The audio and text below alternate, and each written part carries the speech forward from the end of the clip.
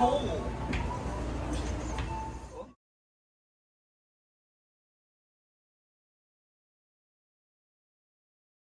pagi Mr. Bayu, saya Justin dari 12 IPA 1. Hari ini akan berkunjung ke Kota Tua untuk mengerjakan tugas tentang teks cerita bersejarah. Sekarang saya sedang berada dalam perjalanan untuk menuju ke sana.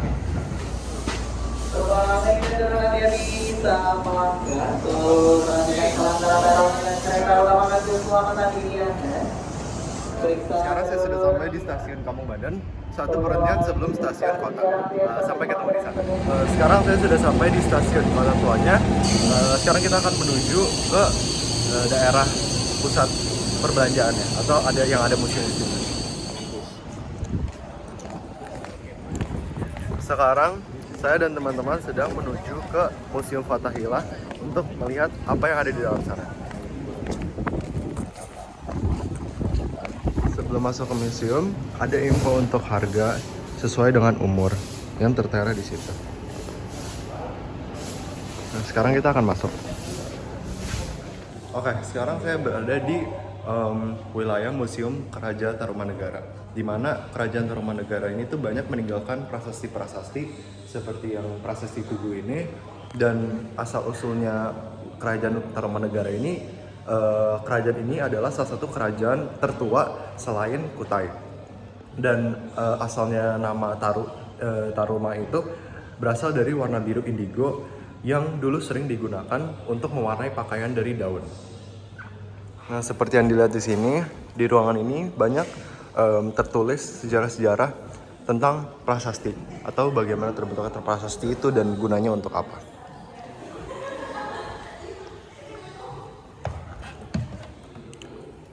Oke, sekarang saya sudah berada di ruangan di mana ini menceritakan tentang sejarah manusia dulu saat masa bercocok tanam. Nah, seperti yang bisa kita lihat, informasi itu sudah tertera di sini. Jadi masa bercocok tanam itu ditandai dengan munculnya kemampuan bercocok tanam dan menjinakkan binatang-binatang yang menyebabkan manusia mulai menetap di perkampungan-perkampungan. Nah, seperti yang kita lihat di sini itu seperti alat-alat yang pertama mereka temukan untuk alat seperti baik yang di Roots Mountain biasanya mempunyai ukuran. Nah, biasanya ini digunakan untuk menggiris, memotong, meraut, atau mengupas sesuatu. Nah, seperti ini juga tertera besar-besar cara pembuatan alat batu dan bagaimana batu-batu tersebut diolah untuk dijadikan senjata. Dan di sini juga ada banyak benda-benda prasejarah, yaitu adalah sisa-sisa batu-batu serpih yang tersisa.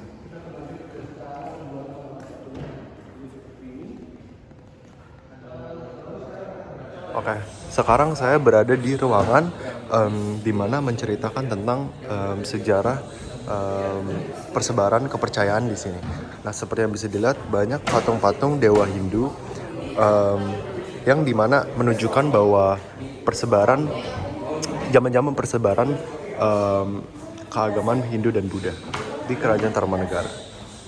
Nah, bagian luar dari kita di sana untuk melihat sejarah Kerajaan Tarumanegara itu, di luarnya ternyata banyak juga bagian-bagian lain seperti penjara bawah tanah di situ, dan juga ada beberapa stand-stand makanan untuk pengunjung yang sedang datang. Nah, berikutnya saya berada di ruangan yang menceritakan tentang Melaka ini. Nah, Melaka itu dulunya adalah tempat kedatangan Belanda, dan juga dulu Inggris sempat menguasai Melaka. Nah, ini adalah semacam kayak dekorasi atau representasi bagaimana bangunan balai kota waktu itu di Melaka. Dan di situ juga ada cerita tentang kedatangan Portugis di Melaka. Nah, di sini juga menceritakan tentang Melaka kini. Oke, sekarang saya berada di ruangan yang membahas tentang dulu sejarah Belanda masuk ke sini. VOC, di mana yang waktu itu datang di Jayakarta dan melaksanakan pendiriannya di Batavia, cerita-ceritanya dan juga sejarah-sejarah waktunya ya, secara singkat. Dan di sini juga kita terdapat miniatur yang merepresentasikan dulu kapal VOC. Nah, sekarang saya berada di ruangan di mana di sini itu menceritakan tentang sejarah-sejarah Belanda. Nah, seperti ini adalah seperti lukisan ya, lukisan yang besar, dan lukisan ini menceritakan waktu itu ada sekelompok kecil kepulauan yaitu Banda Neira, di mana kepulauan ini itu yang diperebutkan di dalam perdagangan rempah-rempah yang diperebutkan oleh Inggris dan Belanda di dalam rentang waktu sekitar 1585 sampai 1620. Nah, hubungannya dengan pembantaian ini adalah waktu itu emas yang ada di pulau ini juga merupakan motif dari Jepekon untuk memerintahkan hukum mati besar-besaran pada warga Banda sehingga hanya menyisakan sekitar 1000 orang. Dan ini seperti representasi oleh pembantaian yang dilakukan oleh Jepekon waktu itu. Di ruangan yang sama juga terdapat denah-denah kecil seperti ini yang menceritakan dulu bentuknya Batavia itu seperti ini gitu. Yang kita lihat Batavia pada tahun 1650 dengan legenda-legendanya dan bangunan-bangunannya. Di ruangan yang sama juga terlihat senjata-senjata masa kuno yang dulu sempat digunakan.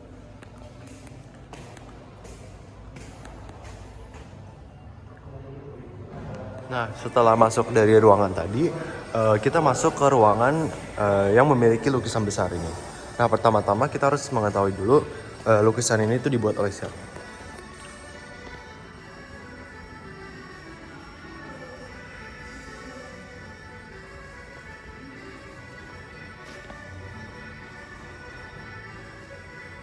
Nah, seperti yang kalian lihat, mungkin memang sepertinya kelihatannya itu lukisan ini seperti menyambung ya. Sebenarnya lukisan ini bisa dipecah menjadi bagian kiri, tengah, dan juga bagian kanan.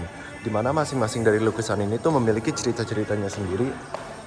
Seperti bagian kiri tadi, itu adalah Raja ketiga Raja Mataram, Sultan Agung, menceritakan Sultan Agung yang memimpin Ucara Seban atau pertemuan kerja mempersiapkan strategi penyerangan terhadap Batavia di bagian kiri tadi. Dan untuk yang bagian tengah,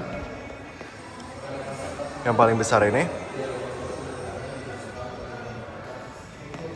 adalah pertempuran antara pasukan perang Mataram dan tentara dari VOC di dekat benteng Batavia pada tahun 1628. Dan untuk yang terakhir, yang bagian ini, yang bagian kanan, yaitu menceritakan tentang Kiai Rangga, yang itu mata-mata yang dikirim oleh Mataram bertemu dengan Jan Pieterszoon Koen, yaitu Gubernur Jenderal VOC pada tahun 1618 sampai 1623, dan berpura-pura untuk menawarkan fakta damai.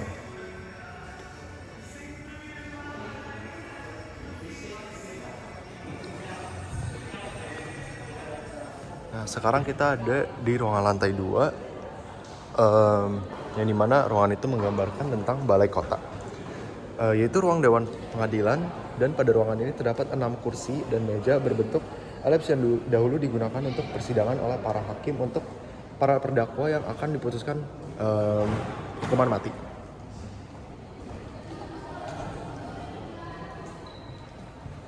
Dan sebenarnya banyak juga hukuman-hukuman lain, namun kebanyakan dari para hukuman itu berakhir di hukuman mati. Nah, di ruangan ini juga menunjukkan atau berfokus kepada kota Jakarta ya. Dan juga kota Jakarta itu pembangunannya kayak gimana, dulu itu bentuknya seperti apa, dan juga perkembangan dari Batavia menjadi Jakarta. Di sini terletak seperti sejarah-sejarahnya dan bagaimana perkembangannya dulu.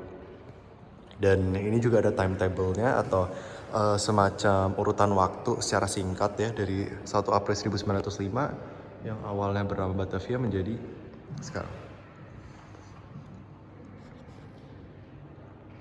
Dan ini juga diceritakan bagaimana terjadi urbanisasi dan juga ledakan penduduk.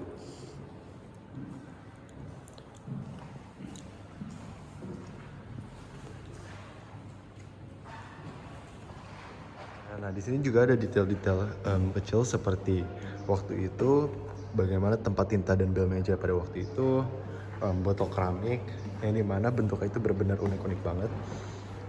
Ada lumpang yang dimana digunakan sebagai alat penumbuk obat-obat maupun bahan-bahan lainnya.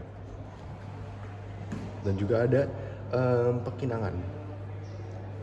Nah, di sini juga ada fakta menarik singkat bagaimana dulunya Balai Kota menjadi Museum Jakarta saat ini. Dilihat bagaimana perubahan-perubahan dulu dari Balai Kota dan sekarang seperti ini.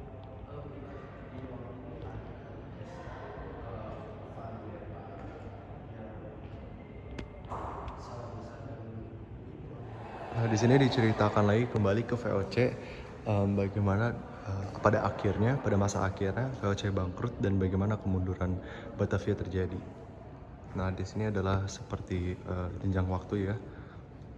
Dari VOC saat berdirinya hingga pada akhirnya dinyatakan bangkrut karena berbagai macam alasan seperti korupsi. Oke, sekarang saya menemukan sesuatu yang menurut saya lebih menarik, yaitu adalah sekat ruangan yang berbentuk seperti ini. Nah, di atas itu adalah 7 lambang, yaitu 6 lambang kota yang bentuk VOC dan juga 1 lambang di tengah merupakan lambang dari kota Batavia. Dan bagian tengah dari sekat ini berhiaskan ukiran seorang kesatria memegang perisai berhiaskan kepala Medusa yang buruk rupa. Menurut saya ini salah satu seperti peninggalan yang sangat menarik ya dan berbeda dari zaman sekarang. Oke, sekarang di depan saya ada beberapa seperti peninggalan dulu uang kertas pada masa pendudukan Jepang atau uang kertas Jenderal Sudirman yang sekarang sudah terlihat sangat berbeda. Dan juga ini beberapa koin-koin masa peninggalan dulu, dimana bahkan dulu ada koin 10 sen. Yang dimana koin-koin seperti ini sudah tidak berbentuk seperti ini, bahkan ada yang dulu sebesar itu.